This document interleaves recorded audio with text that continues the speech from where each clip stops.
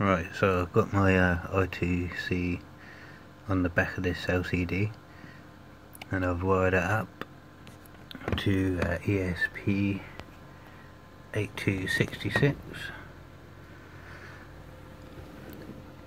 as you can see.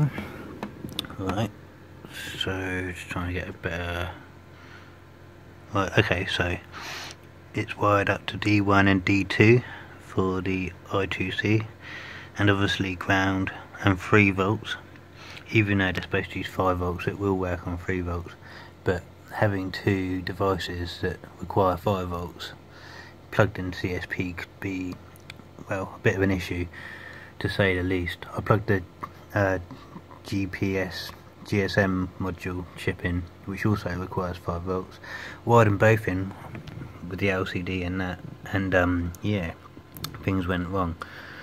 So if they require 5 volts, it seems that they need their own light supply, or you can only run one 5 volt device on a 3 volt.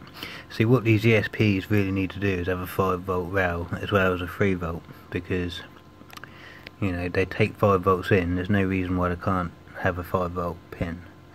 So that's to do with ESP 8266. It probably explains why people are doing things with the regulators, but yeah, hopefully they'll sort it out. I'm not too sure about the ESP32, I haven't got one of them yet, I haven't tried that, I haven't even looked at the pinout on it, but they've more than likely made the same mistake and they've stuck with the 3 volts. This is such a pain. 3 volts is so nasty, you know. 3.3 okay, halfway there. 5 volts is the optimum. I'd rather put a resistor in line and protect the devices that require 3 volts or 3.3 than have to worry about, you know, underpowering things, because when you get two devices, that's when you start to get problems, because they both require 5 volts and you're putting two devices on a 3 volt pin.